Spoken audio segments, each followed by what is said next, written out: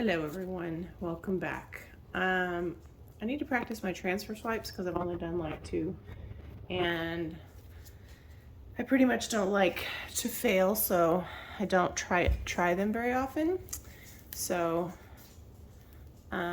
whatever, yeah, I need to do it. So this is a 12-inch MDF. This is going to be the tile I transfer from. This is I think it's a 7-inch or something. Anyway, that's my idea. But then when I decided to do this and got all this stuff out, I realized I don't even have that much white paint, so hopefully I can pull it off. So anyway, I don't have a great plan. I guess I should show you my colors before I get all involved, huh? Ah, crap. So I'm going to use this custom aubergine type purple I made. This is using Colourarte Vivid Intense, and it is using phthalo blue, a few drops of that, few drops of, oh, I can't even tell you, Mars Violet, and it's mostly Mars Violet, and a few drops of Diox Violet. So, no, Deep Violet. Anyway, it's a really cool color. I don't know if I could do it again on purpose, but I really like it. It started off, I was trying to make it with just the blue and the Deep Violet, and it needed some help. Anyway, this is another really cool color I made using Deep Violet and phthalo blue, Vivid Intense colors. It's sort of like an indigo. I really love it. Like an indigo or indanthrone blue, but it's a little bit more violet. It's a really beautiful color. So we're gonna use that.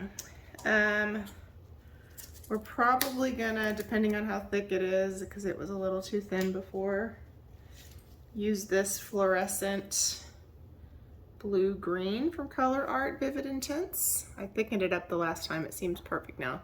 So this is gonna be a little bit brighter than like a phthalo turquoise, so kind of perfect.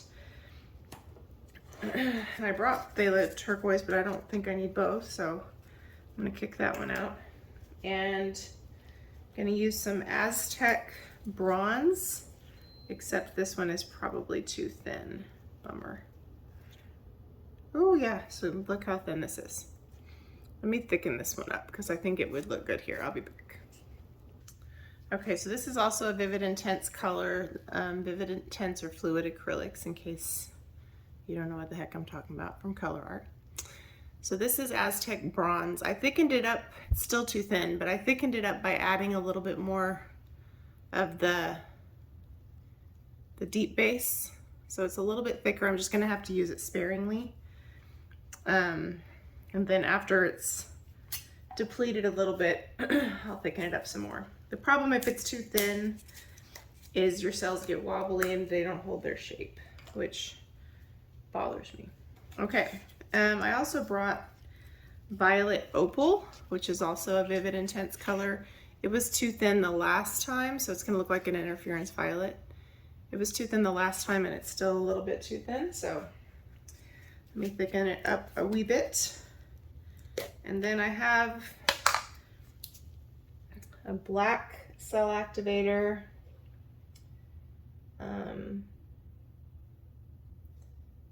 And I brought a white one over here too, but I'll probably stick with the black, or I don't know, maybe both. So I don't pretend to know what I'm doing. I've only done a couple. The cool thing about these though is, oh, I got this a little bit thick now. It's all right. So this is it's not too thick though. The cool thing about these though is because they're so very abstract. I mean, you can mess them up, you can mess up anything, but Somebody may not know that you didn't mean to do that, so, you know. I enjoy them, but every time I try to do one, I kind of wish that like Jessica Winterstrom could come over here and like coach me through it, because she makes it look easy, but a couple times I did it, it was not easy. So objective is I'm going to put some pillow paint down on this MDF on the bottom. I'm going to put a little bit down on that tile. I'm going to swipe the tile, and then I'm going to scoop up some of the swipe and transfer it. And then from there, you can kind of spin, or you could scoop and drag if you wanted to. I'm not very good at that either, so I need to practice those things. That's why I thought it would be a good thing to do. My object tonight after I do this is to try to use up some paint, because I have too many colors mixed up, and I never have room for new things because I have too much stuff mixed up. I also brought a Payne's Gray cell activator in case I didn't want to use the black one, but I kind of think I'm going to want the drama of the black, and maybe even the black and white. So we'll see what I end up actually doing. So my cell activator, in case I forget to mention it, is going to be Australian Floetrol and M-gram acrylic paint. You can use Amsterdam. I do have a discount for Australian Floetrol using Pixel Paint Designs. It's in the description box below using Mandy 10. I also, of course, have a 20% discount for Colourarte. I use Colourarte in pretty much every pour. And I'm especially happy that Leslie has come up with these beautiful fluid acrylics, because I use fluid acrylics in blooms more than really any kind of paint. And I love that she has such a diverse array of colors, and they're amazingly beautiful. So don't forget about the discounts. I also have, you know, helpful videos and stuff in there for you, mixing tutorials for blooms, yada yada yada. So oh, I also have a KS resin discount for you in there. I was torn tonight between working on something like this. Sorry, there's a bubble. I need it to pop. It's not going to do it. And working on some resin stuff, which I really need to finish both of those things. So where are my thingamajiggers? I just had them. Whatever. There they are. There's a big bubble right here. Sometimes in your pillow paint, if you can see visible bubbles, you can whack the thing and it'll pop them. But that wasn't working. So I really don't even have very much opportunity to fail here, because I don't really have enough pillow paint to go again. So the good thing with PPG though is it doesn't have as many when you stir it up out of the can. But I always mix it if it's been in the can for a little bit, because sometimes paint separates and all that annoying stuff. Okay. Stupid bubbles. Whatever, it's gonna be there. It's gonna show up in the thing. All right. You're a cantankerous bubble. Just one. Now there's 80 of them. Okay, so then on this, we're gonna move this guy. I don't know. This is where I always get mixed up. I'm gonna move this guy to the side for now. And I think some of what I'm gonna do here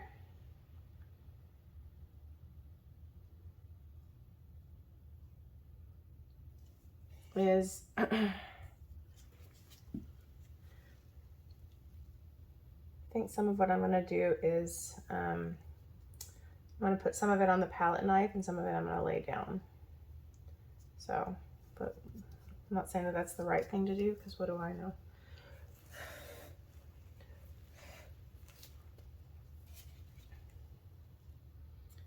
don't know if I have enough paint on here. I'm probably way overthinking this. Oh well, here we are. Okay, so I know the bronze is gonna be a wild card. Everything else I'm pretty confident about. So I think the bronze I'm gonna put down here. And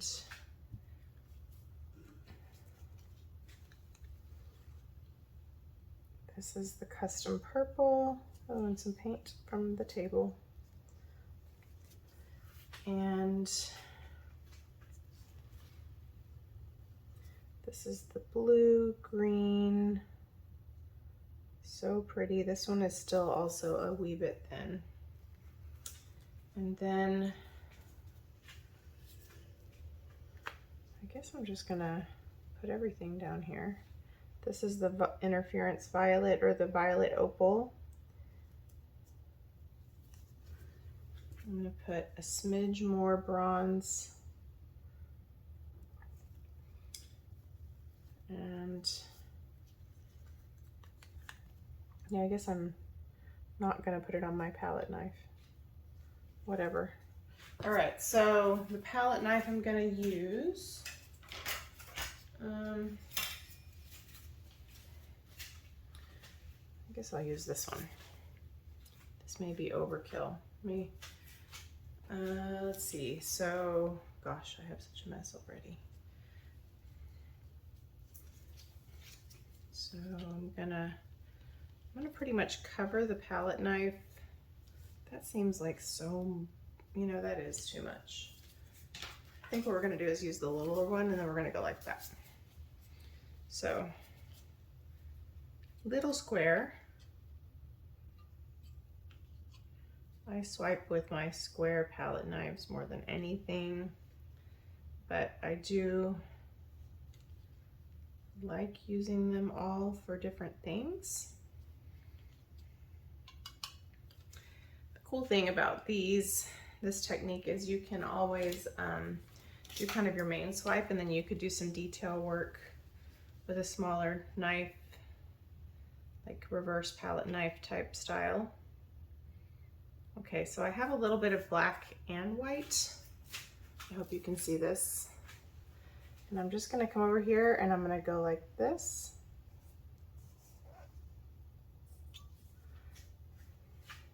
Because we're gonna move it, so it doesn't need to look perfect.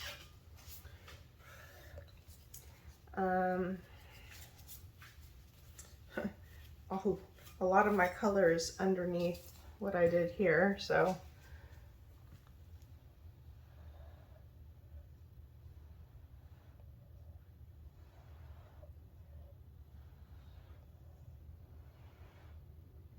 That's okay.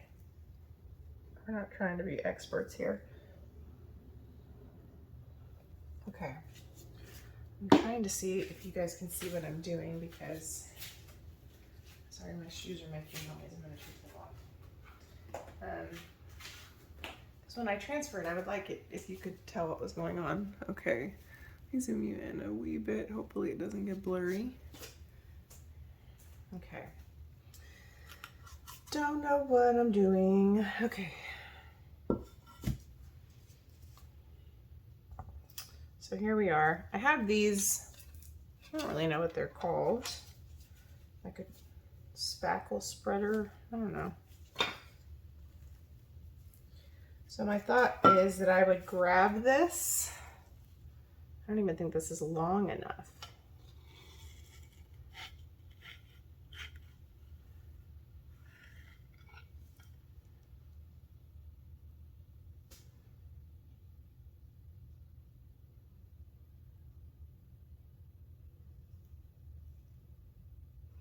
Now obviously that was not perfect.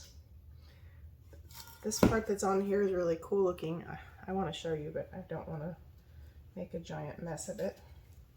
So where I have stuff that's weird, I think I'm going to come along and add to it. may not actually be helping anything. But it's funky, you know? I don't know. Who knows? I probably should get this remote out of here before I get it all full of paint. Okay. So I don't know, you guys. Let's see. There's some bubbles that are popping. Surprise, surprise. So the other thing that we can do, obviously you can't fully control your composition, right? So we have some funky places. I overall think it's pretty cool, but we definitely have some funky places. So what can we do with the funky places, you might say? Well, I don't know, because I'm trying to figure this out too. But I have some smaller palette knives, and so knives. And so what I'm thinking that we'll do is we can do a couple of things. So we can try to scoop and drag until we like the composition, which I'm not good at, so that's probably what we should do, is practice. Or we can get into the paint by putting stuff on the back and then doing some more detail. So initially, the thing I think I'm the most terrible at is probably the thing I should practice. So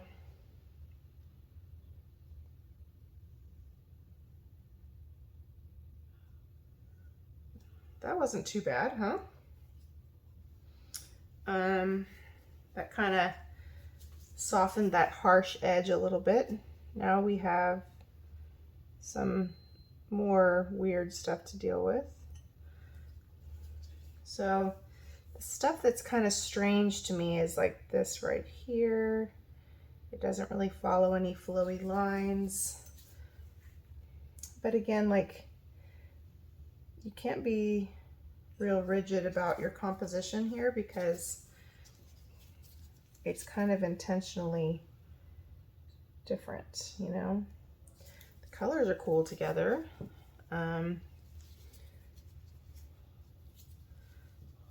Let's see. I'm tempted to like do some cell activator work here, but it looks like there's something in my paint over here. I think it might just be a line from the Duma Flinky. So this is going to spin off. So, like, are we happy with it? This is weird right here.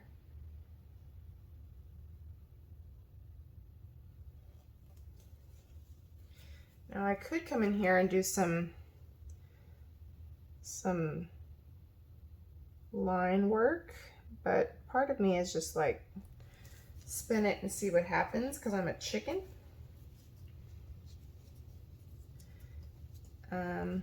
Also, this over here is weird. So this part's okay, but that's probably going to spin off. I don't know what to do. I'm kind of tempted to do something else right here, like just come straight over this. Like maybe tilt this way. And like come over the top of that. Just because we have all of this weird, oh, what is the problem here? We have all this weird messiness going on right here. I don't know what to do. Like, this is gonna look very watercolory. I don't know what to do, you guys. Part of me thinks I should just spin it and see how it shakes out. Maybe move my paint out of the way before I get this in all of my paint. There's definitely some bubbles under there. It's kind of cool. It's kind of more pastel than I would like, but that's because we stretched it out across that white after we scooped it up. So that's the thing, is like, I love crazy bold color, and if you transfer it from one surface to the other, it's definitely going to impact the color saturation a little bit, because you're taking a design and stretching it out again over white paint. But it's kind of cool. I mean, it's not going to win any awards or anything, but it's cool. Let's help this get over to the edge. So you have to let me know what you think. I need to practice these more. I kind of like the fact that you can't completely control the composition, but you can somewhat work on it, but I kind of like the out of control part. I think that helps those of us with personalities that struggle with that to work on it. So the colors are really beautiful. They're very soft versus being super bold, which you obviously would see very differently if you did just like a regular swipe. But like this could be a really beautiful clock. It'd be really beautiful just like it is under resin. It's just going to be soft looking, but I do like the colors. So let me clean up some bubbles and make sure I have enough paint off. Clean up some bubbles and I'll bring you on for a close-up. And you have to let me know what you think. Do you like these? You know, I'm no pro at these, but they're fun to play around with. So you'll have to let me know what you think. I have a bunch of records and stuff that sometimes I like to do this kind of stuff on, because they're just sitting there taking up space. And I don't have the best success with like blooming and stuff on records because they're not flat enough. I mean, they're flat, but for some reason I don't get the best composition and cell structure, but they're fun for stuff like this, and you can make really cool clocks and stuff out of them. So sometimes I just want to play around for fun. And so anyway, I think it turned out cool. I think I could learn a lot by practicing with them more often. But let me bring you down so you can see how beautiful the colors are together. All right, so here it is, crazy as it may be. Love the colors together. And they're very soft and pretty. Now, what you can't see very well from where you were was the subtle shimmer that we have in here, and you're still not going to be able to see it as much until it's resined, but you can see the beautiful shine from the Aztec bronze and the violet opal. You can see it right there. And the colors are just beautiful together. This blue-green is really a very lovely color. And so are my custom colors, if I do say so myself. So that part this is the part that I almost kind of swiped over, but I kind of think it's cool, and I think this little weird cluster over here is kind of cool looking. So yeah, you have to let me know what you think. Like I said, because of the way we stretched out our paint, you've got a lot more of a watercolor look than the color saturation that I'm used to. So this is an adjustment for me, but I do think it's beautiful, and it was fun to do. So yeah, let me know what you think. Thanks for watching. Bye.